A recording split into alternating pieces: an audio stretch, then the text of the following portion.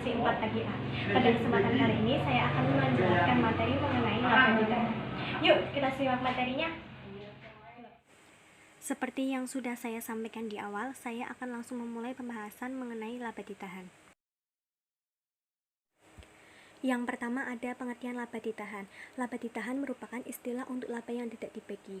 Maksudnya, sebagian atau keseluruhan laba yang diperoleh perusahaan yang tidak dibagikan oleh perusahaan kepada para pemegang saham dalam bentuk dividen. Laba ditahan akan digunakan kembali oleh perusahaan. Istilahnya itu akan diputar kembali. Nah, uang dari laba tersebut biasanya akan diinvestasikan kembali kepada perusahaan agar menjadi tombak utama dalam keberlangsungan pertumbuhan bisnis perusahaan, sekaligus untuk membayar hutang-hutang perusahaan. Nah, setiap laba yang tidak dibagikan kepada para pemegang saham akan menjadi tambahan ekuitas atau tambahan modal bagi para pemegang saham. Laba ditahan sendiri itu berasal dari laba kegiatan operasional maupun kegiatan non-operasional perusahaan. Kegiatan non-operasional itu misalnya penjualan aktiva tetap perusahaan yang menghasilkan keuntungan. Keputusan untuk membagi atau tidaknya laba ditahan diatur dalam rapat umum pemegang saham atau yang biasa kita kenal dengan RUPS. Nah, laba ditahan itu biasanya ada pada perusahaan perseroan terbatas atau PT. Kegunaan dalam mengetahui besarnya laba ditahan dalam suatu perusahaan itu adalah untuk mengetahui kinerja pertumbuhan perusahaan tersebut dari tahun ke tahun. Kemudian ada unsur laba ditahan. Unsur laba ditahan itu ada dua. Yang pertama, laba atau rugi bersih, dan yang kedua itu ada pembagian dividen. Yang pertama, laba atau rugi bersih. Laba bersih akan menambah jumlah laba ditahan perusahaan. Nah, laba bersih di sini adalah laba bersih setelah dikurangi bunga dan pajak. Sementara rugi bersih akan berefek sebaliknya. Rugi akan mengurangi jumlah saldo laba ditahan perusahaan. Laba atau rugi bersih akan menambah atau mengurangi laba ditahan dengan melakukan tutup buku terhadap laba atau rugi yang dihasilkan dengan jurnal penutup. Nah, laba atau rugi perusahaan dipengaruhi oleh pendapatan dan beban. Pendapatan dan beban merupakan akun periodik yang akan digunakan lagi di periode berikutnya. Makanya saldo akun tersebut harus ditutup. Pos pendapatan dan beban harus ditutup ke dalam pos akun laba ditahan di setiap akhir periode. Penutupan akun pendapatan dan beban ini akan berpengaruh terhadap laba ditahan perusahaan. Yang kedua ada pembagian dividen. Dividen merupakan bagian laba bersih perusahaan yang dibagikan kepada pemegang saham.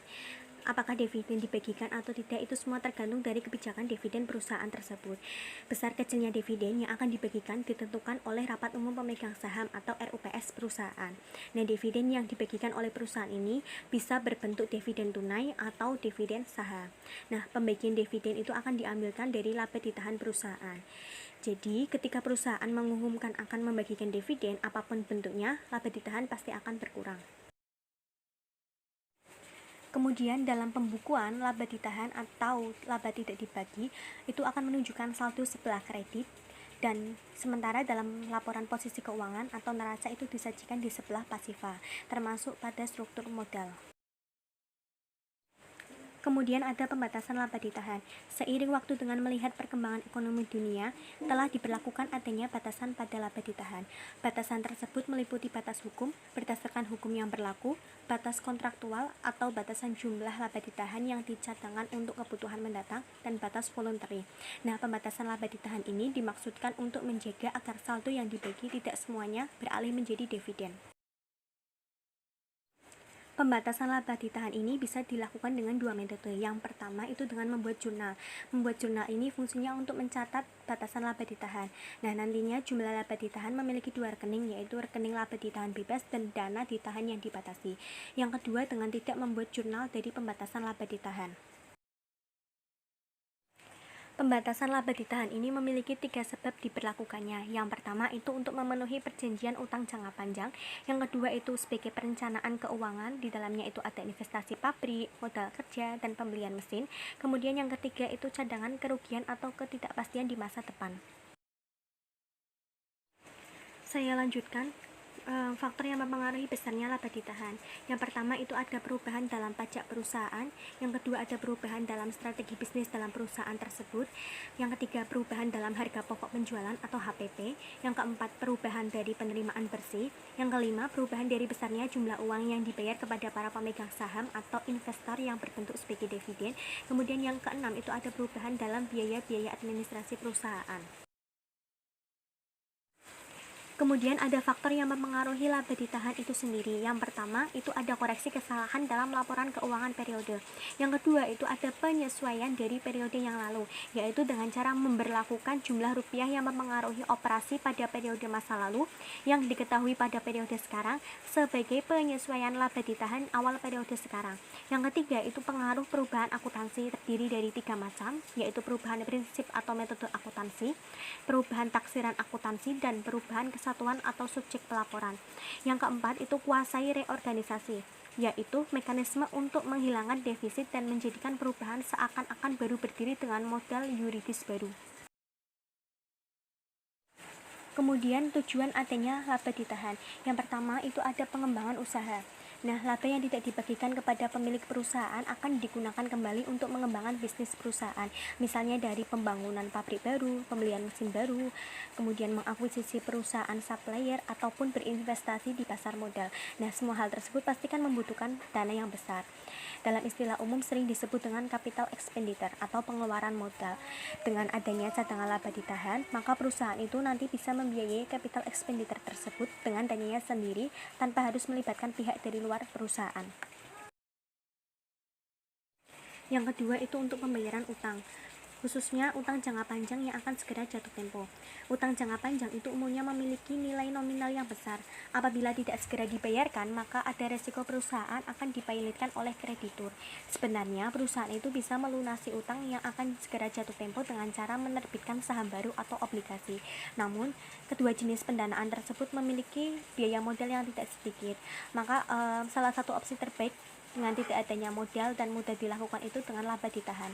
Kemudian yang ketiga itu ada membiayai operasional perusahaan. Nah, laba ditahan itu akan mendukung kegiatan operasional perusahaan.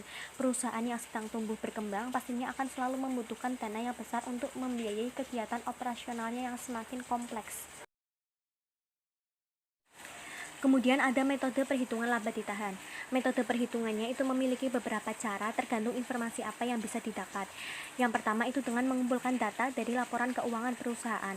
Keberadaan dokumentasi keuangan adalah modal penting dalam mengetahui jumlah laba ditahan, laba bersih, dan dividen yang sudah dibayar. Jika dokumentasi riwayat keuangan ini sudah diperoleh, nantinya kita bisa menghitung laba ditahan. Dengan rumusnya, laba ditahan sama dengan laba bersih dikurangi dividen yang dibayar. Selanjutnya, untuk menghitung laba bersih kumulatif, nantinya akan ditambahkan dengan angka laba ditahan hasil perhitungan rumus di atas dengan saldo laba ditahan yang sudah ada. Yang kedua itu menghitung laba kotor. Menghitung laba kotor dipakai jika kita tidak mempunyai informasi tentang laba bersih. Nah, laba kotor sendiri itu merupakan angka yang dihasilkan dari perhitungan pengurangan uang hasil penjualan dengan harga pokok penjualan. Yang ketiga, menghitung laba operasi.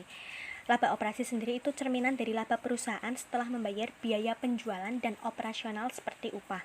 Nah, menghitung laba operasi ini itu dengan cara mengurangi laba kotor dengan biaya operasional perusahaan, bukan termasuk harga pokok penjualan. Yang keempat itu ada menghitung laba bersih sebelum pajak. Laba bersih sebelum pajak dihitung dengan mengurangi laba operasi dengan bunga, depresiasi, dan amortisasi. Depresiasi dan amortisasi sendiri merupakan penyusutan nilai aktiva berwujud dan tidak berwujud selama masa ekonomisnya. Nah, dua hal ini dicatat sebagai biaya dalam laporan laba rugi. Yang kelima itu ada menghitung laba bersih setelah pajak. Untuk menghitung laba bersih setelah pajak itu dengan cara mengalihkan tarif pajak perusahaan dengan laba bersih sebelum pajak. Baru untuk menghitung laba bersih setelah pajak yaitu dengan cara mengurangi angka hasil perkalian yang telah dihitung tadi dari angka laba bersih sebelum pajak. Yang keenam itu mengurangi dengan jumlah dividen yang telah dibayar. Setelah didapat laba bersih setelah pajak, maka perhitungan selanjutnya adalah menguranginya dengan dividen yang sudah dibayarkan. Yang ketujuh itu dengan menghitung saldo akhir dari akun laba ditahan. Laba ditahan sendiri itu akun kumulatif sejak berdirinya perusahaan sampai saat ini. Maka untuk mengetahui besarnya laba ditahan keseluruhan tersebut adalah dengan menambahkan laba ditahan dari periode berjalan dengan saldo akhir laba ditahan pada periode pembukaan yang lalu. Selesai sudah penjelasan materi mengenai laba ditahan. Sekian dan terima kasih. Nah, itu tadi materi yang sudah saya sampaikan. Gimana, sudah paham apa belum? Semoga nanti materi yang saya sampaikan bisa dipahami ya, dan semoga bisa bermanfaat bagi kalian semua. Oke? Terima kasih atas perhatiannya. Wassalamualaikum warahmatullahi wabarakatuh.